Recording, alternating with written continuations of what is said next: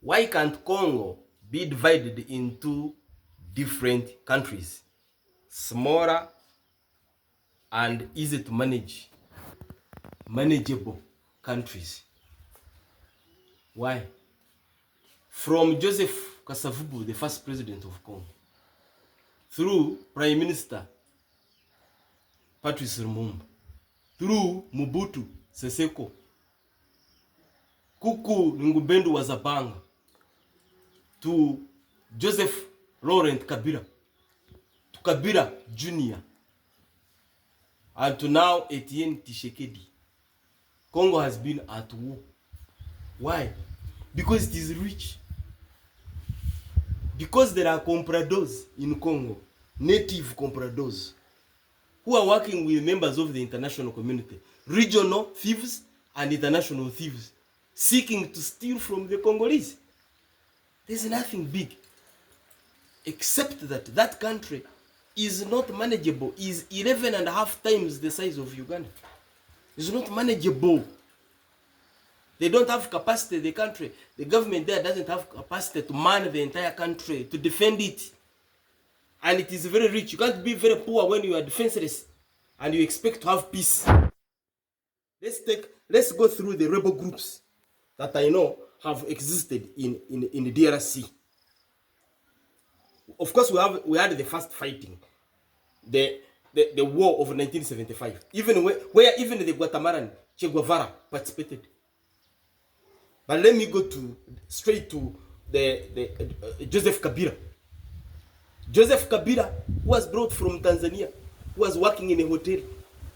No, Laurent, not Joseph. Laurent Desire Kabila was brought by neighboring countries to start a rebel group, Alliance of Democracy for the Liberation of Congo. And together with the support of Uganda and Rwanda, they hosted Mobutu Seseko. After hosting him, the Alliance for Democracy collapsed. And what happened? There was now RCD, Rally for Congolese Democracy.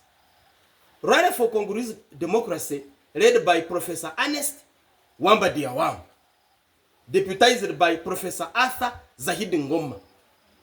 That also collapsed.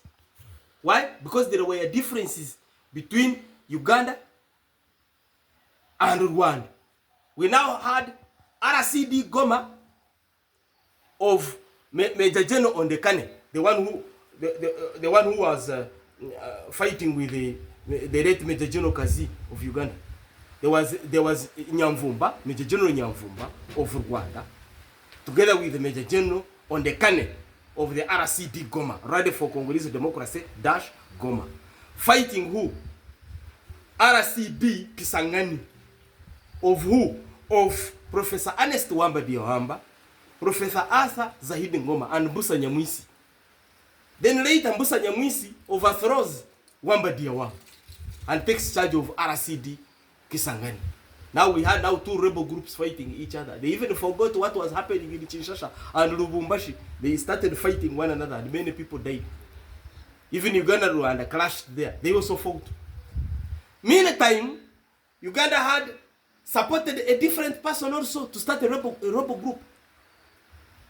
Bemba. Jean-Pierre Bemba, son of Bemba. Jean-Pierre Bemba, whose father was, I think, a minister of commerce, was supported to start Movement for Liberation of Congo, MLC. Movement for Liberation. All those people were seeking to liberate Congo, but none liberated Congo. That's my point. They all sought, S-O-U-G-H-T. They all sought to liberate Congo, but none of them liberated Congo. Then from there, RCD again disintegrates. Then we have John Bosco Ntaganda. John Bosco Ntaganda with his Congress for the defense of the people of Congo.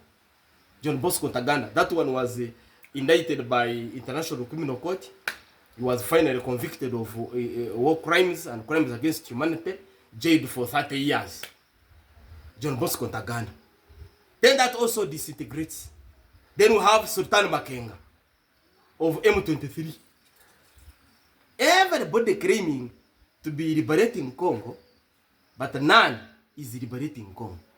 What actually are they liberating? Gold, cobalt, and other minerals, coltan and other minerals. So the fight in Congo is actually a fight for minerals. Congo is a looting ground, is a den of thieves, a looting ground. No one is there fighting, whether they are in government or in opposition. They are all there fighting, looting, mortgaging people's minerals. The minerals of the people of Congo are being mortgaged to procure armaments, fight wars in Congo, so that Tshisekedi keeps in power. Then these ones, the M23, also supported by Rwanda and Uganda and other people, they are also there fighting. It is a plutocracy. So the best solution for Congo is to divide it into smaller, manageable countries, where individual states, which are sovereign, will manage their own affairs, enforce human rights, cause democracy in the individual states, so that the people there can have peace. How many millions of people have died? Now, the people who overthrew Mobutu, what now can they show? What was the justification for overthrowing Mobutu? Ever since Mobutu died, of course Mobutu was a dictator, was a primitive dictator, but ever since he died, over 12 million Congolese have died. Had he killed them? So what is the liberation about? So in my view, the persons that fighting in Congo, none of them is actually fighting for liberation. They are just looking for excuses. Even international community is not interested in dividing Congo into smaller pieces, because they don't want to deal with many authorities. They are looting should not deal with many authorities. They want one authority, create a comprador. The same a comprador is a native dictator being used for economic purposes by international members of the international community. The imperialists appearing through a proxy. This is a comprador, just like Mobutu was.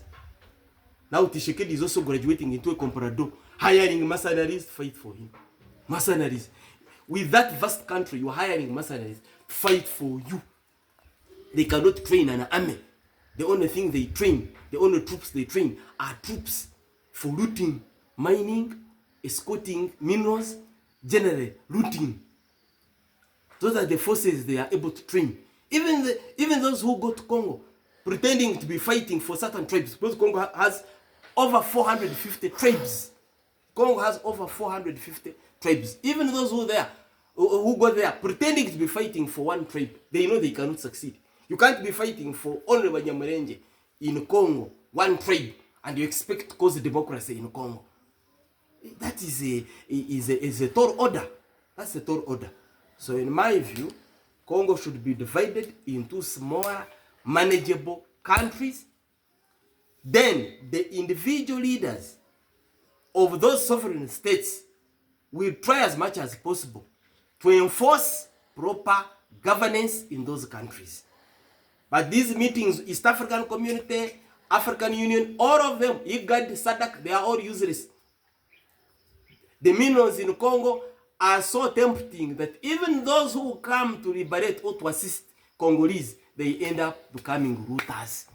Divide the country into smaller units, manageable states, so that those states can manage their affairs, and then we reduce the burden on one president. Those are my views.